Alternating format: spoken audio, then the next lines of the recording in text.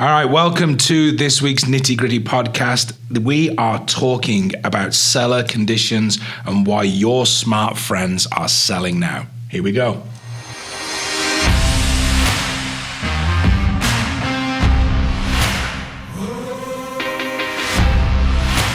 Hey everybody, welcome to the Nitty Gritty podcast. This is me, Matt Barré. I'm here with Tom Krieger of the Tom J Krieger Team.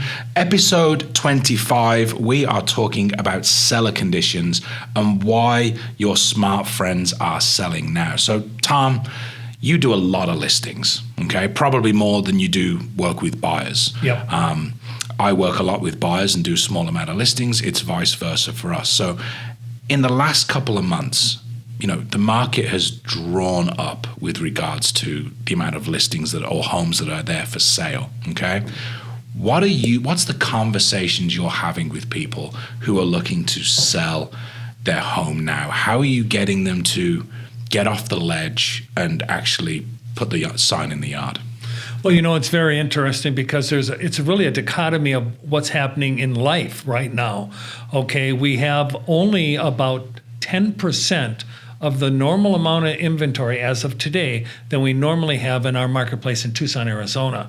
Okay, so we have an incredible amount of buyers out there that are wanting to purchase homes.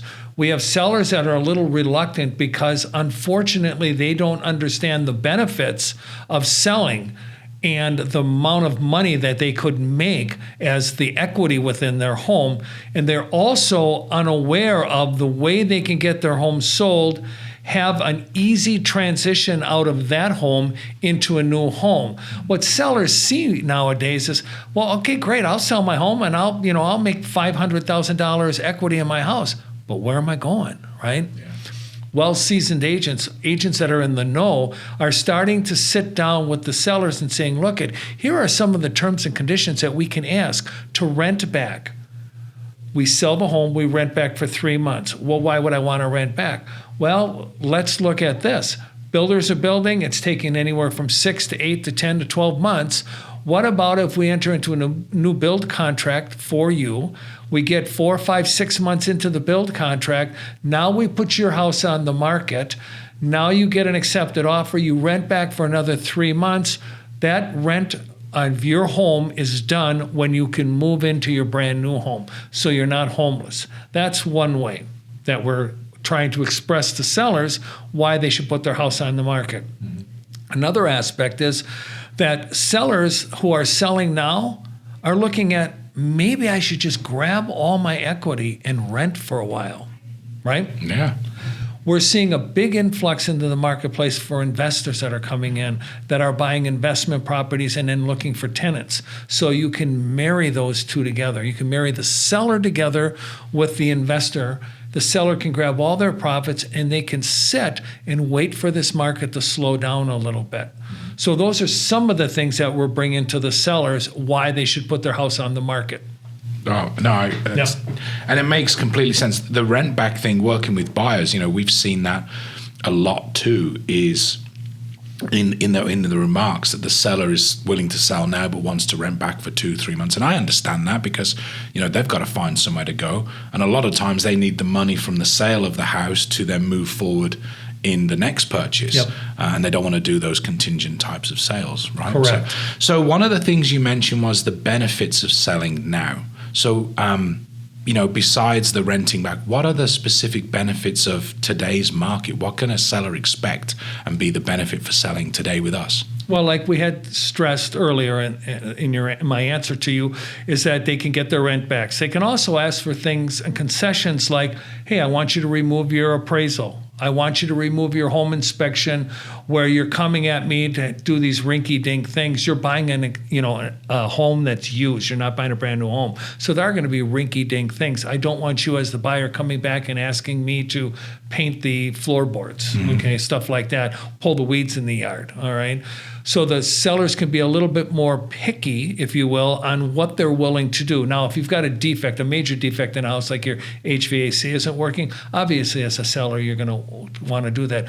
But pricing your home competitively right now as a seller, the benefit is you're going to get more offers on your property, and you should be able to walk your buyers up to generate a really nice equity position at the close.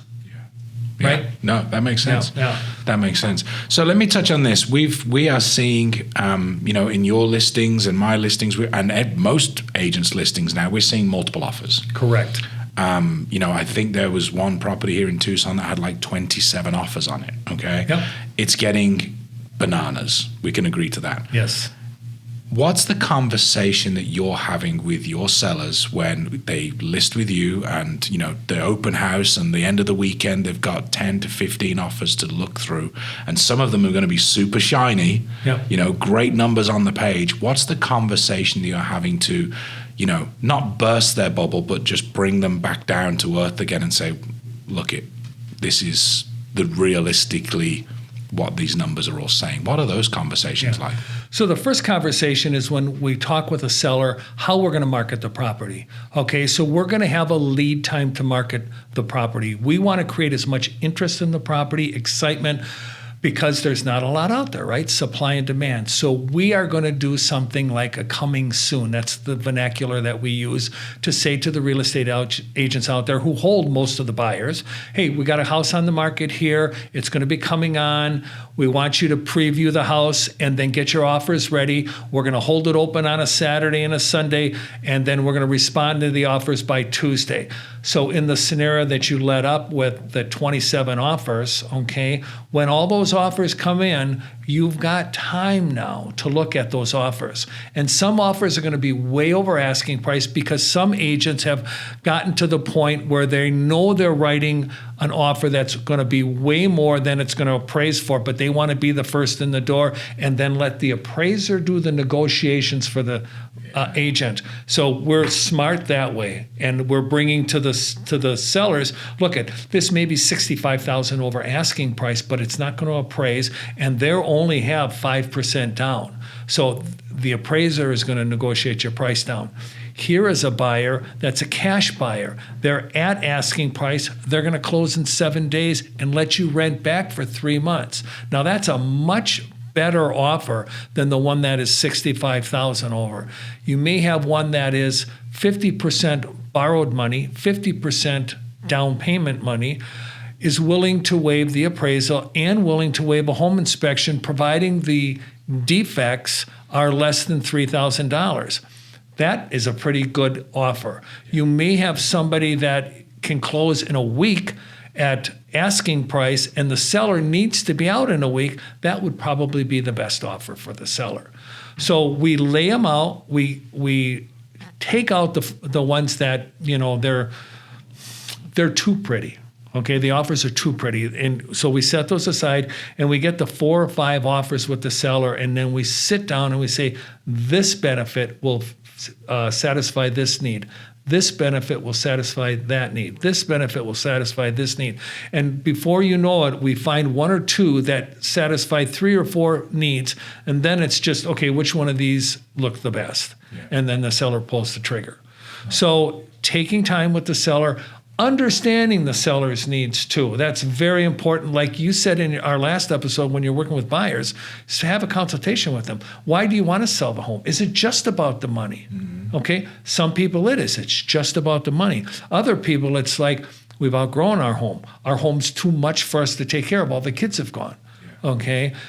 When you understand the seller's needs, then you can bring these contracts on the property to the seller and point out, remember our conversation? This is what you were looking for. This gives you 8 out of the 10. This one gives you 7 out of the 10. It's a little more money. Yeah. So it's not all about the price. No. It's all about the conglomeration of the terms. Yes. The needs of the seller. And the needs of the seller. Yeah. Again, like you mentioned, that extended close or the close and the rent back. If there's a buyer out there that ticks those boxes, their price may just be the asking price. Correct. But the rest of the terms suit the seller's needs. Yeah. That makes sense. I've also had buyers offer to pay for the moving of the seller. Oh, wow. Yeah, so the sellers can go on vacation. The buyers will have the movers come in and move everything out. Now, that's usually negotiated with the agent, and the buyer's agent oversees that. But they'll have everything packed up and moved into the other house. So when the sellers come off of vacation, they're in their new house. Smart. So I've heard that being done too. Out of the box. Yeah, so very again, out of the box. Doing other things to ease the pain of the seller, right, but make the buyer win. Exactly. Very, very smart. Now, it's real important also when you're working with sellers to know the inventory out there in not only the resale market, but new construction market. You're aware that right now, these builders are almost auctioning off their properties, right? So you have to be real versed at what's available for your sellers out there, because you don't want to make your sellers homeless. Again, find out what their needs and their wants are. And a lot of times, sellers have no idea that they can sell their house, still live in it, watch their home get built, and then move right out of their existing home into their brand new home. Yeah. Okay? Yeah. Or you could have the domino effect. We've had this before where like 3 transactions. This seller will sell, this buyer will buy, this buyer needs to sell, and that buyer needs to buy. Okay? Being competent enough, explaining to your seller, this is a domino, but there is not the fall through exposure to all of these buyers. Okay? A lot of people go, well, what does that mean? Well, if you have a domino effect, if the first domino doesn't fall, the rest of them won't fall, right? Yeah. So it's real important to share with your sellers. We may have a situation like this where a buyer is buying somebody else's house and that person's buying your house and you want to build a new house. Well, guess what? I will accept this offer based upon these dominoes, but I want to rent here until these dominoes start to fall. Hey everyone, we want to interrupt this episode to let you know that we are a Keller Williams Southern Arizona franchise. Also, we are licensed realtors practicing equal housing. Now, let's get you back to the podcast. So again, it's understanding the levels and the depths of real estate, contingencies. I know I did one last year that had like 4 contingencies behind it. They needed to sell and buy, and it was across state lines. It all went through, but you've got to understand it. And I have those conversations with the agents in the other towns, states representing those different homes, and stay in communication. So let me ask you one thing. With a seller who agrees to sell, they sell their house, and let's say, for example, they make $150,000 off the sale of their home. Yep. What are you seeing sellers do with that equity? Well, some of them are downsizing. Okay. So some of our seasoned citizens, as I like to call them. Older members of the parish. Like I am. Okay. Yeah. So they're like downsizing. I don't need this 4-bedroom, 4-bath home. I want something, maybe 2 bedrooms with a den. They're looking at 55 and above communities. Okay. There are some of them are actually looking to move right into assisted living centers. Some of these assisted living centers are pretty nice. You don't need to be totally handicapped, okay, or in special needs in order to move into these places. Some of these are just, the meals are done. It's almost like dorm living. Sign me up. Yeah, really, I'm ready about to go there myself. But so we're seeing that, okay? We're seeing people downsizing. That's why they're selling, all right? So having an understanding of what's out there for those sellers to move into, that's one of the things we're seeing. Another thing we're seeing is that sellers want to take their equity and they want to rent. And they want to take that equity. In some places, it's $1 million, $500,000. And they're going to say, we're going to invest this in a rate of return, take that money, and we're going to use that money to go traveling. Oh, okay. Now we're getting over this COVID, right? So what are people looking to do? Get out. Yeah. It's very evident right now in the Airbnbs. If you check the Airbnb market right now, you can't rent a place anymore. I was just listening to a report out in New Jersey, out on the coast, and in the Hamptons too. People are paying $30,000 a week to stay in some of these houses because they just need to get out. Now that's out of my budget, okay? What I'm trying to say, though, is that people really want to travel. And I think we're going to start seeing people selling, taking their equity, and going traveling for a few years and maybe renting until our market calms down. I do not see our market dropping. We are not doing a 2008 or 2009. What we will see, though, is a slowing down in the market within, I think, 8 to 10 months right now. That's my belief, okay, that we're going to slow down. And at that point, we're not going to have 10, 12, 20, 30 offers. We're going to have a normal market where the house stays on the market for 2 to 3 months before it gets an offer. And then there's more negotiations, and the buyers have a better chance of being realistic, and realistically, the sellers aren't going to make these big profits. So smart friends right now, for me, and I know for you, they're selling their house and grabbing as much as they can out of it. And then they're taking that equity and doing the couple things I talked about. They're also, with the lower interest rates, are able to buy up. Okay, so what we're seeing is the millennial sellers that have already bought a house and are moving up now are getting 4 or 5 bedrooms, and they want their own private office. Why? Because people are working from their house, so they're staying in their house. You know, some of the people I know, they're having 2 offices within their house, plus extra bedrooms for the kids and for the in-laws to come. And that seems to be the way we're going. I don't think we're going back to the old office space anymore. No. So we're starting to see bigger homes built, but more functional homes for families and for people to work out of. Yeah. So let me ask you one last question before we wrap up here. Yep. With the market being in such high demand, not enough homes out there to purchase, Yep. sellers who are thinking of selling and capitalizing on the equity or renting, why should they use an agent like us instead of going for sale by owner? Wow. It's very interesting. I'm glad you asked that question, Matt. You know, who looks for sale by owners? What buyers look for sale by owners? Well, from the buyers I've known and worked with who are using platforms like Zillow or Realtor.com, they're just looking for a house, especially in this lower market. You know, they're finding these homes on Zillow and stuff like that, but they don't know if it's a for sale by owner or if it's a agent represented sale. So the buyers are finding these homes, but myself as an agent isn't really looking at a for sale by owner. I'm looking to work with somebody who thinks like I do, can negotiate like I do, knows the legalities of the sale of a home like I do. So that's why, you know, I'm looking at working with realtors who are listing homes. But also there's not a lot out there right now. So is it really advantageous for a seller to try and represent themselves in a market that's as hot as this? Well, in one way, I would say it is advantageous for them because they feel comfortable that they're saving money. But the reality of it, they're not. See, people who are looking for sale by owners are looking for a deal. They think they're going to save 6%, and then they want even more off the price, right? Right. Yeah. And then who does the for sale by owner market to?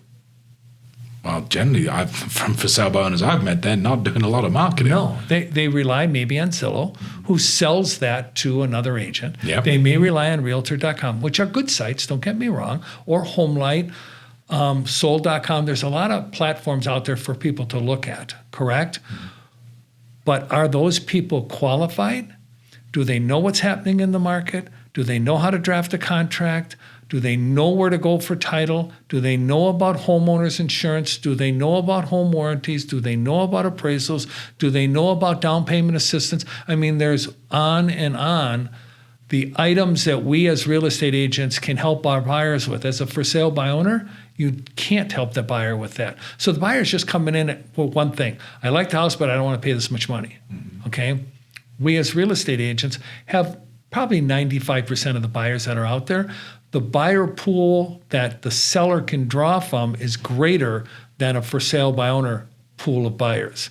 So if you are a seasoned individual and you've sold a half a dozen or a dozen homes, maybe it's good. First time for sale by owner, you're probably not going to make the amount of money net in your pocket because you're not attracting and you're not finding those highly qualified, anxious to buy type of buyers because they're working with the real estate agent. Yeah. And by the way, they can't get off of work.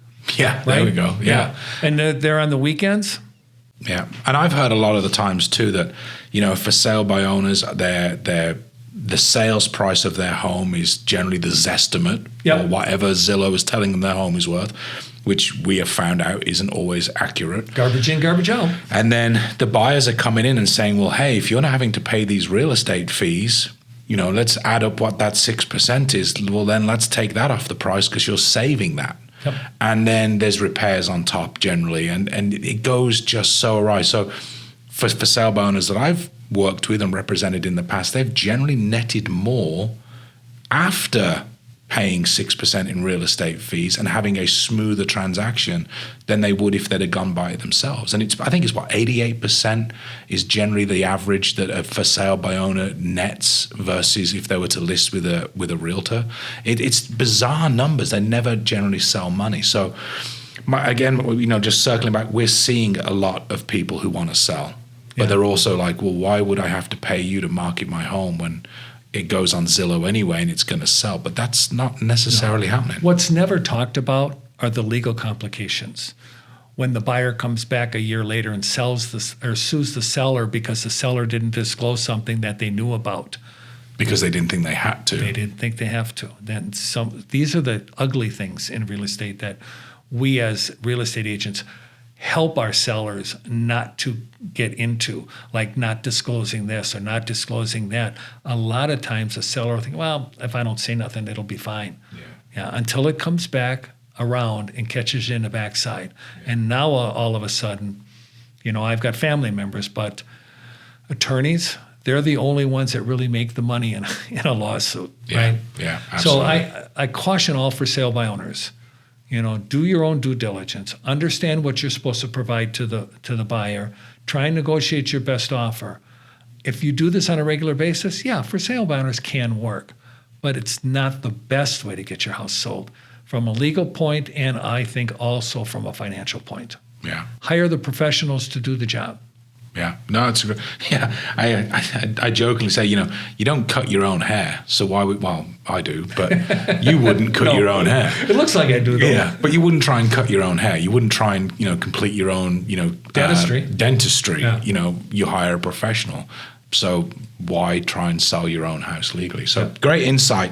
Thank you, Tom. If you are thinking about selling your home, if you want more information about the equity that's potentially in a house or the marketing behind it, or we want to sell and potentially rent back, we're thinking about moving, give us a call, reach out to us. You'll get to meet Tom and he can sit down and share all this insight again with you personally.